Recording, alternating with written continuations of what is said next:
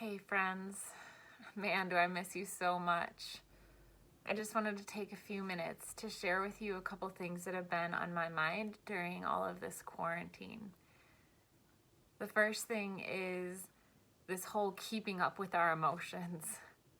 I don't know about you, but every day my emotions seem to be different, and my ability to process them and deal with them changes often too.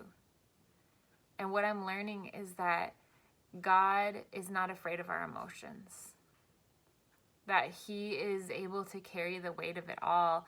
Our shoulders aren't meant to carry it. And my friend Abby Trionic said in one of our services on Sundays that God's shoulders are big enough to carry it all. But this is where we find ourselves, and we've had to face some things that we've never had to think about before. And one of those things is, what does it look like to worship when no one's watching? What does it look like to worship when we're not gathered in one large space together? No doubt it's going to look so different, but we have this choice to sit back idle and stare at a screen that's happening for a service, or we have a chance to be challenged. You might think, well, Grace is the worship leader. This kind of thing is easy for her. It's not. One of my favorite things in all of life is when we get together and we scream songs at the top of our lungs, like all creation or So Will I. And I can't wait for the moment that we get back together and sing some of these new songs that we've never sung together before, like The Blessing or Come On. These are things that I look forward to, but we don't fully know what this is going to look like and when that's going to happen. So right now, we get to ask ourselves, how do we worship when no one's looking? What does it look like to engage even when we're not together? So are you just staring at a screen? Do you feel awkward singing by yourself in a room or in front of your family? We can get into a mode of spectating and watching as things just keep happening around us. And so something that can really help me, that I just want to encourage you with, is our posture of worship.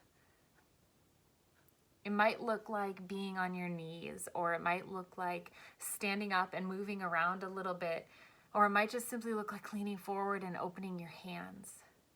But this posture of worship that we put ourselves in is going to totally affect and transform our mindset. This distinguishes if we're just observing and being spectators, or if we're fully engaging with our whole selves with what the Father, Son, and Spirit are doing and saying. Our posture makes a huge impact. So I'm just wondering if we can be bold, if we can be willing to worship in a different way.